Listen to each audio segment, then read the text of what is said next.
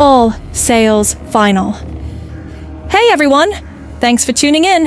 It's your friend Nightmare Maker, and today I have a spine-tingling story that might make you think twice about Black Friday shopping. But before we dive in, trigger warning. This story involves supernatural themes, disturbing imagery, and a bit of gore.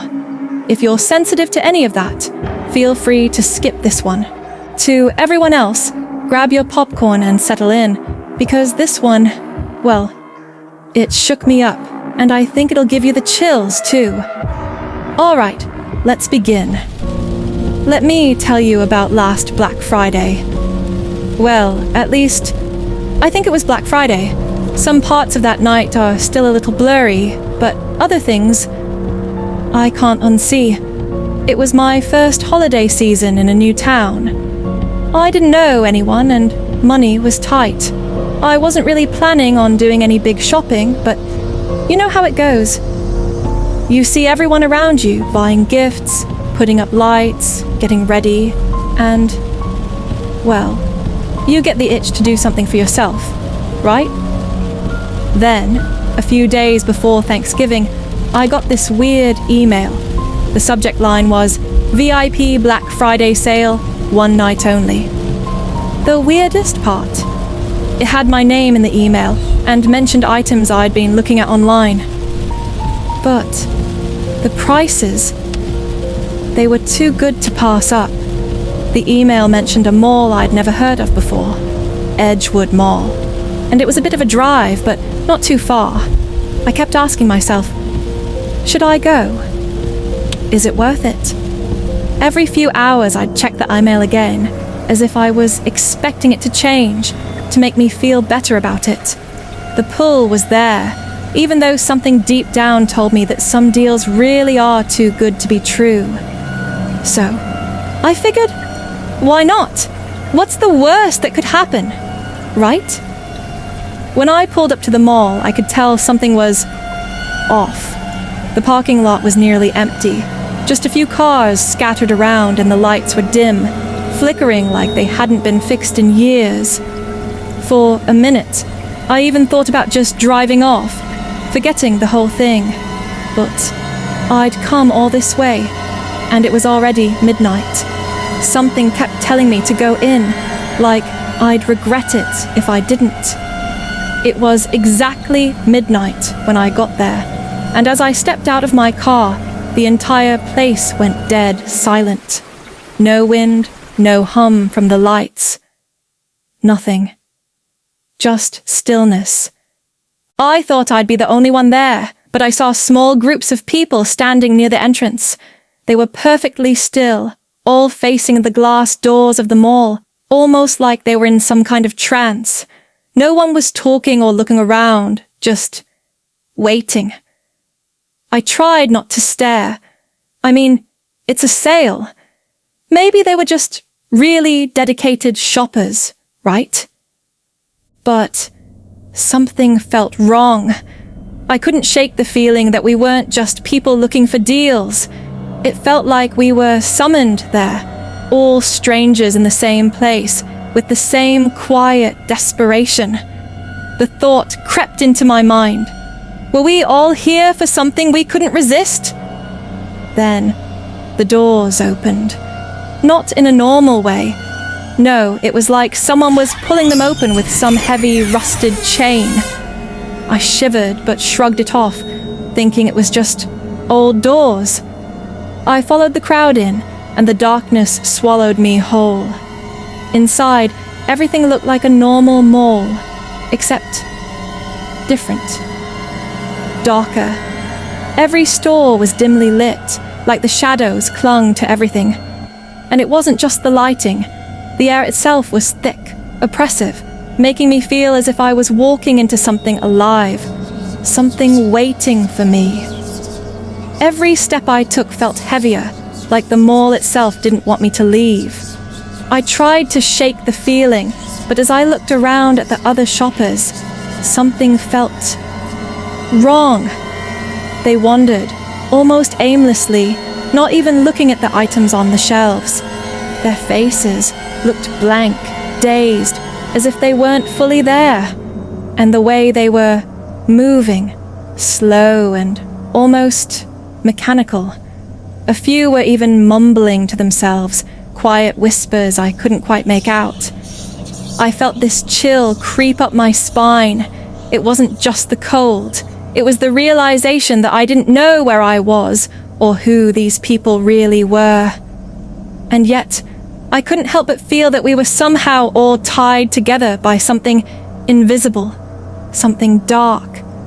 It felt like we were being drawn into something we couldn't understand. Then, I saw the signs. Every store had these creepy, disturbing phrases. "Deals to die for" was scrawled in thick, red letters on one window.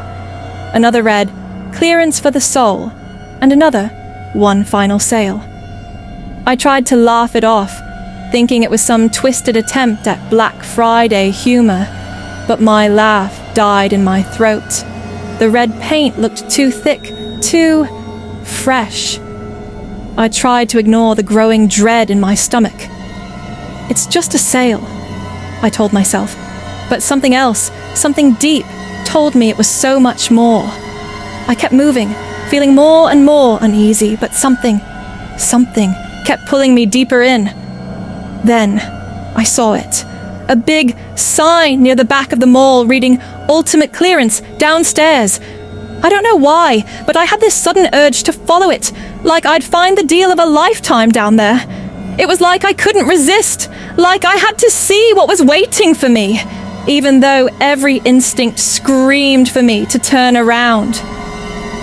I walked down this narrow, dark staircase that seemed to go on forever. With each step, the air grew thicker, colder, and this metallic smell filled the space, almost like rust or blood.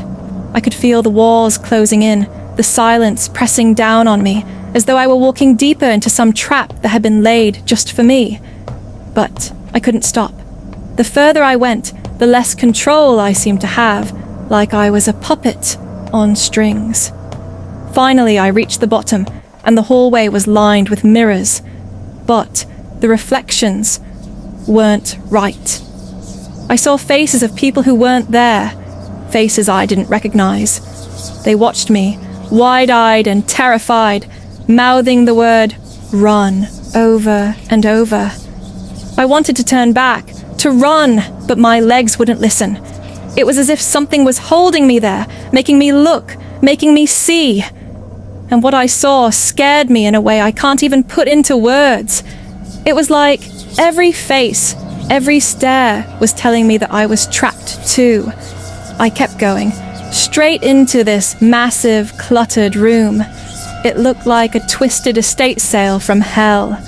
Old photos with faces scratched out, dusty toys missing eyes, mirrors that showed someone else's face when you looked in. It was clear. These weren't just things. They were pieces of people's lives, broken, twisted, haunted pieces of people who had come here before, people who never left. As I looked around, I started to feel it, the heaviness, the sorrow, the desperation. It was like the room was filled with the ghosts of everyone who'd ever fallen for this sale. I felt their terror, their regrets, like whispers pressing in on me from all sides. The weight of it all hit me suddenly. This wasn't a regular sale. This was something evil.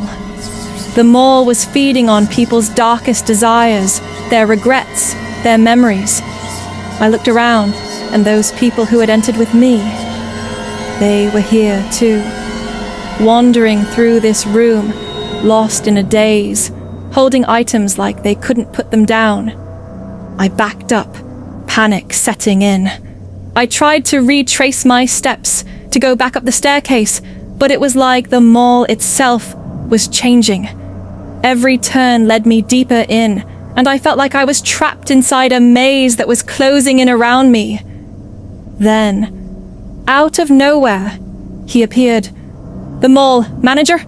He was tall, in a dark suit, with a smile that didn't reach his eyes, And those eyes, they were empty, just black pits staring right into my soul. "Welcome," he said, his voice as cold as ice. "Looking for a bargain?" I tried to tell him I wanted to leave, that I didn't need anything, but he kept smiling. Wider. "We have one final offer," he whispered. "Give us your soul, and you can leave." He pointed to a mirror nearby. In it, I saw myself. Only, it wasn't me. It was an older, hollowed-out version of myself, staring back with eyes full of terror. My reflection mouthed, "Please, leave." But I couldn't look away. The manager handed me a contract, the letters bleeding across the page, and my hands started shaking. I could feel myself sinking, like I was losing control, like I'd be trapped here forever. Desperate, I remembered the cursed items. I grabbed an old, cracked mirror from a nearby table and held it between us. His face twisted in horror at his own reflection, a monstrous version of himself staring back. He let out a scream, and the whole mall began to shake. The lights flickered, the walls started closing in, and I ran. I ran for my life. Somehow I stumbled out of the mall, just as dawn broke. I looked back, expecting it to vanish, but it was still there, dark, silent, like a beast waiting for its next victim. I thought it was over.